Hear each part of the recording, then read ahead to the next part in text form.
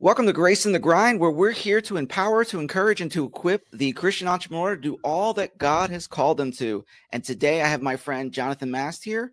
Jonathan, welcome to the show. Thanks for having me. I'm excited to be here and looking forward to the conversation. Same. And give us a quick overview of what you do, who you are, so that the audience becomes very acquainted with you. Oh, thanks. I appreciate that. I'm a nut for AI. Other than being a Christian businessman, I love AI. And so I spend most of my time teaching people how to communicate with it effectively. My real focus is on how to ask it questions to get the best possible responses. And I do a lot of coaching and consulting around that to help both businesses, nonprofits, but even more importantly, Jim, to help out their teams, because we found that AI can really help them save time. That impacts the bottom line positively. And in addition to that, it lets them provide more value to their clients. So the first thing I guess I got to ask you here, because there's so many people trying to get into AI. How did you get into AI? Really, more or less by happenstance. I just decided it really was impactful to me when I started using it. And I'm probably the quintessential ADD entrepreneur. I've got more ideas than I've got time. I've got more tasks than I've got time. And I'm always looking to get more done. And AI really helped me amplify my skill and experience to get more done. Now, sometimes that meant I failed really fast, but that's okay, because then I could move on. Other times it meant I was able to get a lot more done in a much shorter period of time. And I just wanted to share that with everybody. I've been in the digital marketing and sales space for over a decade and said it's time for me I want to really help people just understand what an impact this can have. I saw people that were talking about all the fear mongering about, oh my gosh, AI is going to take all our jobs, and this is Terminator revisited. And I wanted to add a voice of reason into that and a voice of clarity, hopefully to say it's a tool, and like any other tool, it can be used for good or bad. But I believe part of our responsibility, especially as Christians, is to embrace tools like this and demonstrate how we can use them for good. So there are three lines of questions that you just really hit me with here, and I want to first because there's so much my mind just went. Woof, let's start with the ADHD management stuff, because I too have some ADHD. I know many of the listeners probably struggle with some level of it. So how do you manage your time with AI? Poorly, but I get a lot more done than I used to, because one of the things I found out being ADD, and I got diagnosed late in life. I got diagnosed at 43. I'm now 55. And so I'd learned a lot of coping skills to deal with it. It never even come up in my life before that. And one of the things that I've learned AI helps me do is to get things done faster. So I'm really good at hyper focusing for a few minutes, maybe if things are going well, for 15 or 20 minutes. But after that, bright, shiny object, squirrel, and I'm off. I'm on to something different. And that can be just as simple as switching tabs in my browser. I see something and I'm like, oh, I got to do that. And I got to do that. And I got to do that. And then 20 minutes later, I'm back. Oh, I forgot I was working on that in the first place.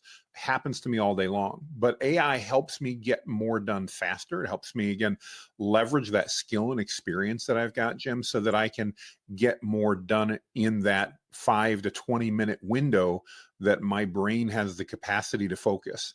And then I can be a squirrel for 5 minutes and I can do something else. So almost in a Pomodoro type task management way, I get to be able to focus really quickly and get things done. The key for me, and where AI has really added the value, Jim, has been to allow me to actually complete tasks in that time.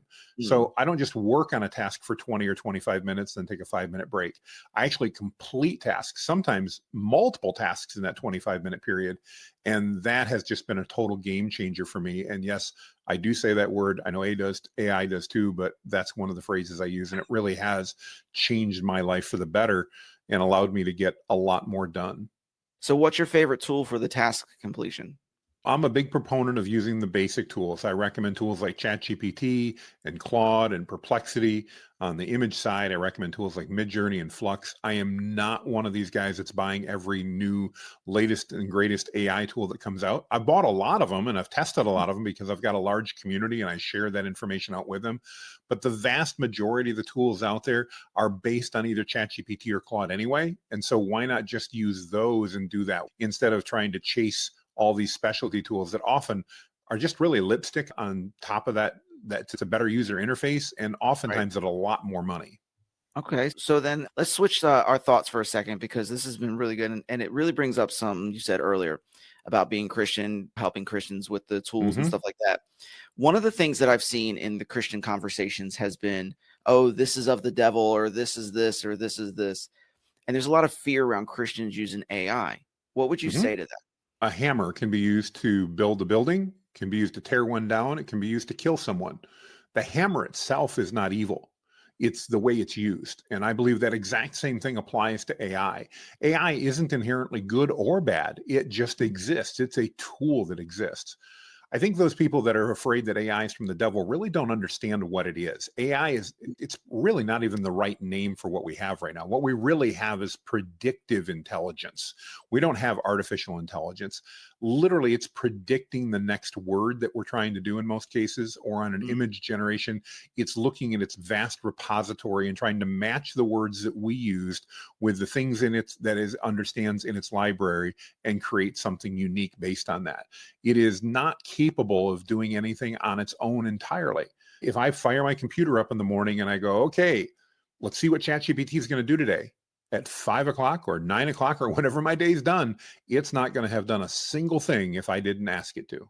So then with that being said, so how do you think the Christian entrepreneur should be involved in either shaping the ethics or the development of AI? It's a good question. I talk a lot about ethics, but probably not from a perspective that you may be thinking.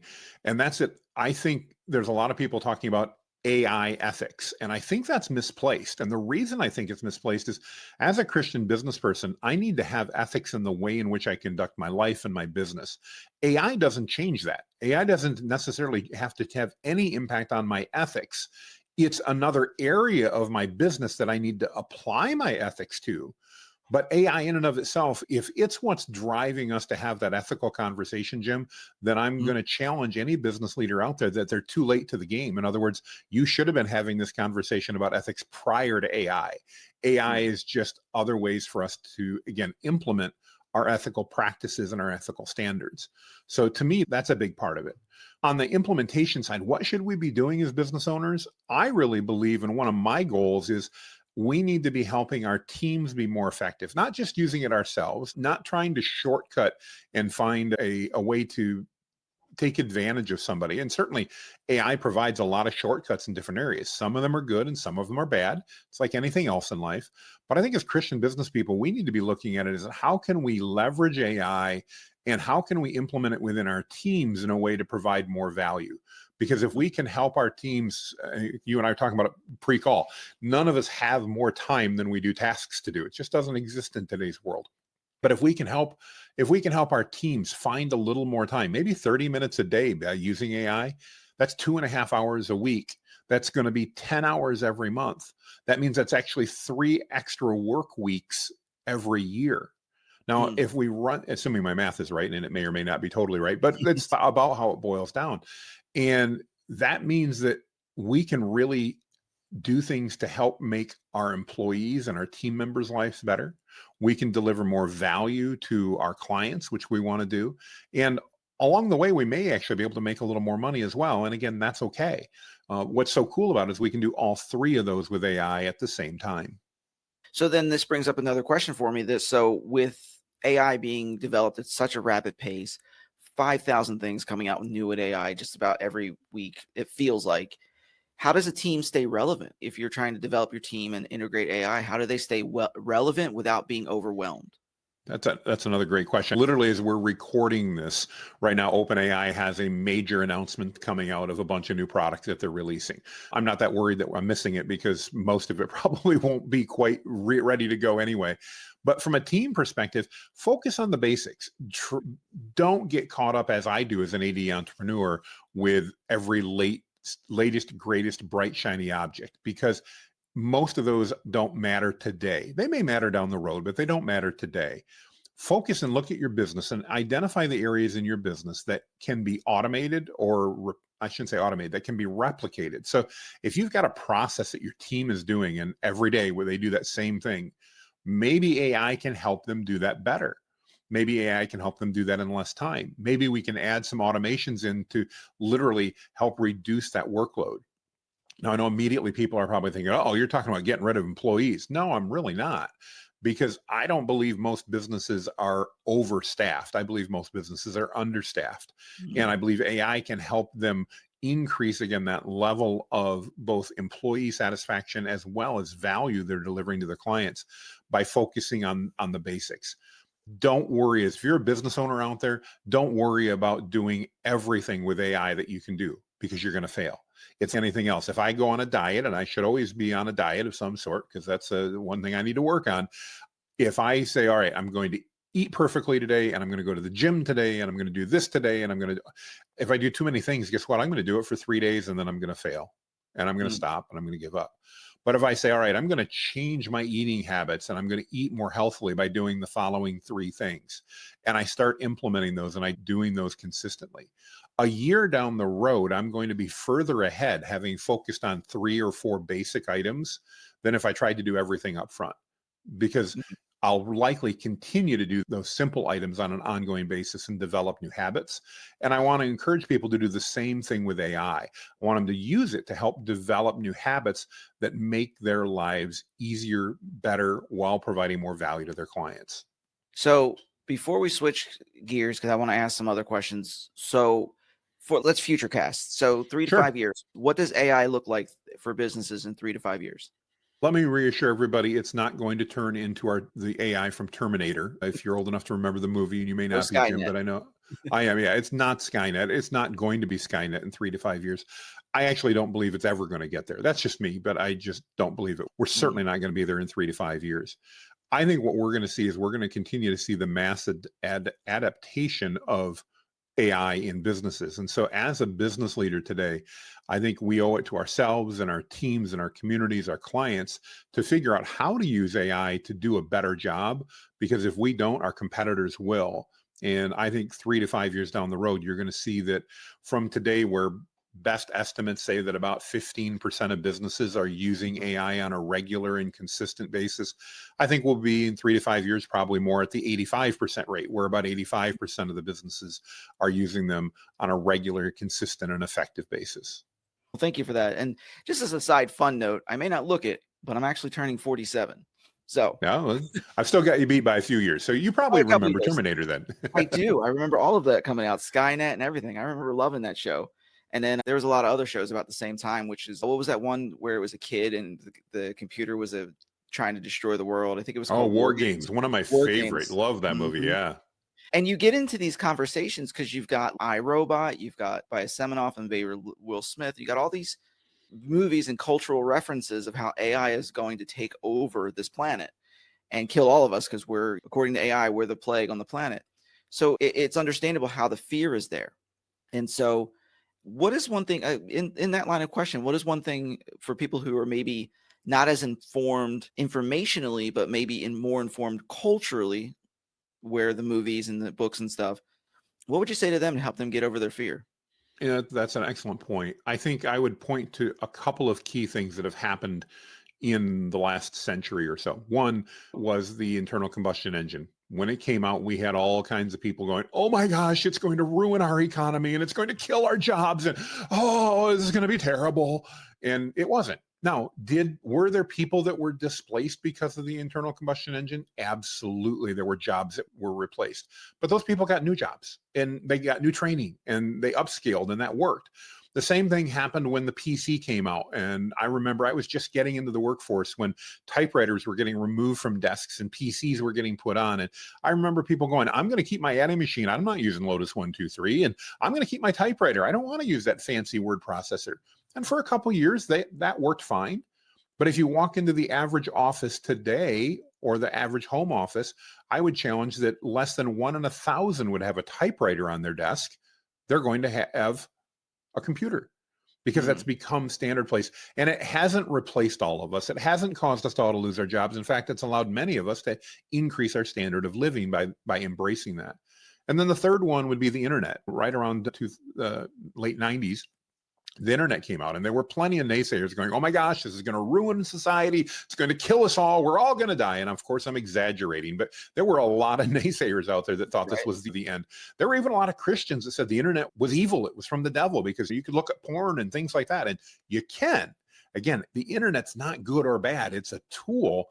But again, in all 3 of those scenarios, I believe in human nature. We're going to adapt. We're going to figure it out. We're going to figure out how to use these technological shifts to benefit our lives. And I believe the exact same thing will happen with AI. Will there be some scary moments? Possibly. Do we have to worry about AI taking over and us losing our jobs and being penniless on the street? Not unless you want to stick your head in the sand and stop going to work. Fair points. So with that being said, I want to switch a little questions over to more personal, more Sure. dealing with some stuff like I know I've heard you talk on different conversations. I've been in several with you. First and foremost, what got you into AI? Because you were 10 plus years in digital marketing. I'm sure that was a sweet gig. What made the shift to where now you're an AI influencer? Me simply deciding that I wanted to become an expert in that. I remember clearly, and this will be a weird example, but I remember in high school, we stopped. I went to a Christian high school. It was about 30 miles away from my home. And so we would drive back and forth a lot, especially if you had extracurricular activities. And one of the things we always did on the way back, we'd stop at a gas station and get a soda or a bag of chips or something like that. And I remember walking into one of the gas stations and going, oh, I'm getting sick of soda. I wish I could get a bottle of water. Now, mind you, this is in the late 80s when I was in high school. You couldn't buy bottled water. It didn't exist in the late 80s. And I remember literally getting back in the car with my cousins and a couple friends at the time who went to the same school and going, man, I wish somebody'd figure out how to sell a bottle of water that wasn't just out of the tap or the hose on the side of the gas station, because I'd really just like to have a bottle of water. And we laughed and, oh, yeah, no, who's going to pay for water and blah, blah, blah. Look at it today. What an Right. incredible business opportunity it is. And that, of course, at 55, that's happened to me a number of times. And when AI came around, I remember sitting there going, this time I'm going to jump in. Mm. I did.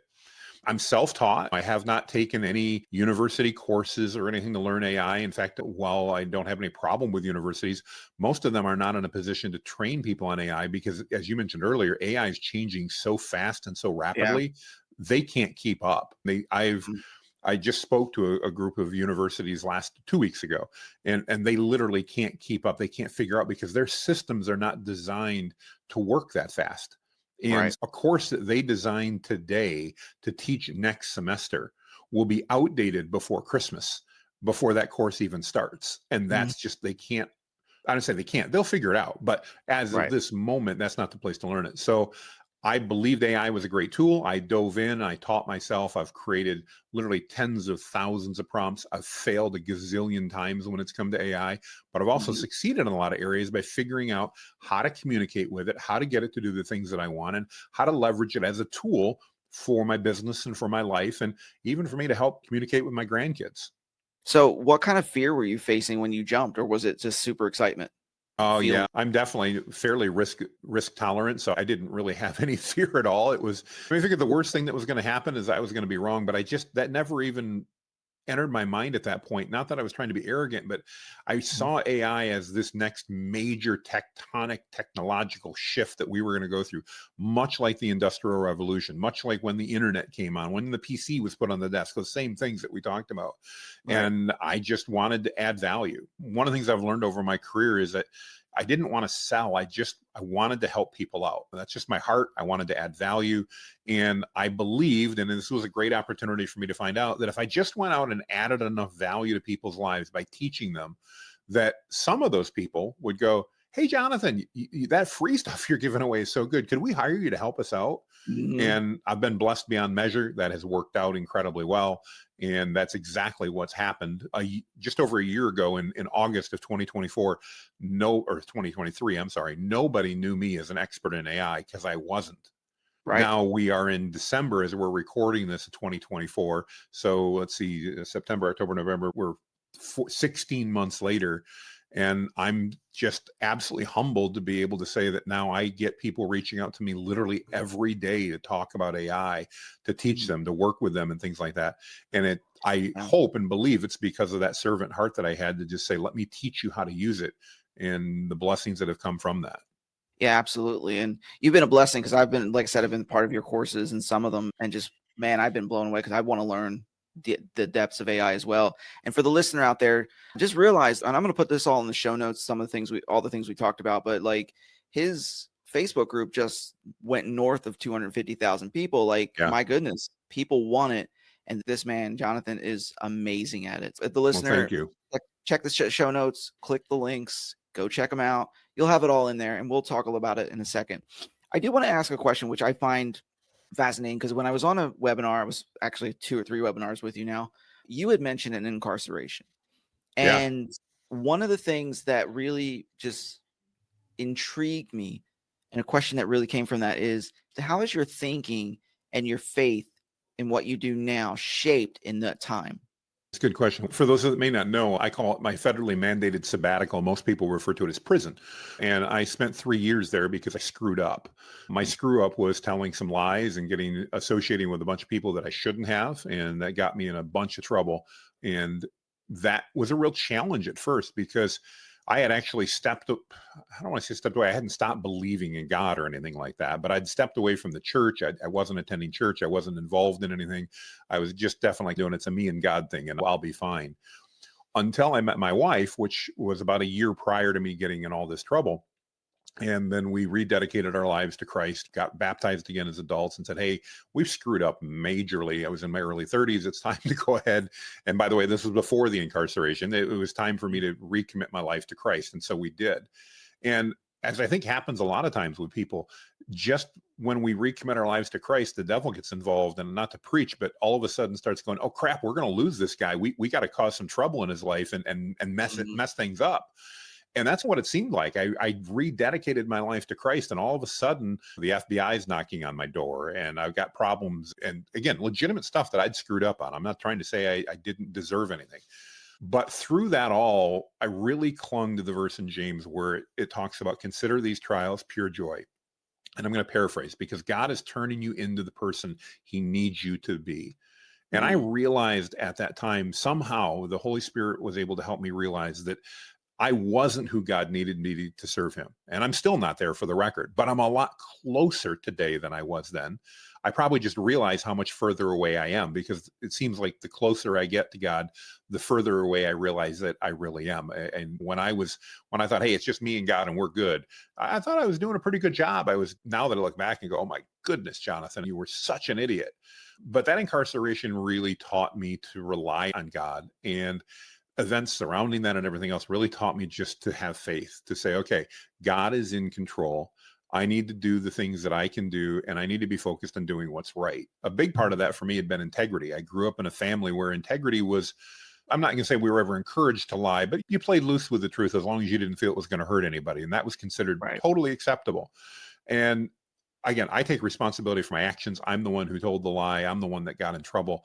But one of the things that being incarcerated really taught me was the power of integrity. And now I have something to prove because I ended up going to prison for telling lies. So now, and it's public, you can find it, it's out there. So now I've got to be better than most people in that area. Not a better person, but I've got to have more integrity, more honesty than most, because I have to reprove all of the things that people may not expect about me.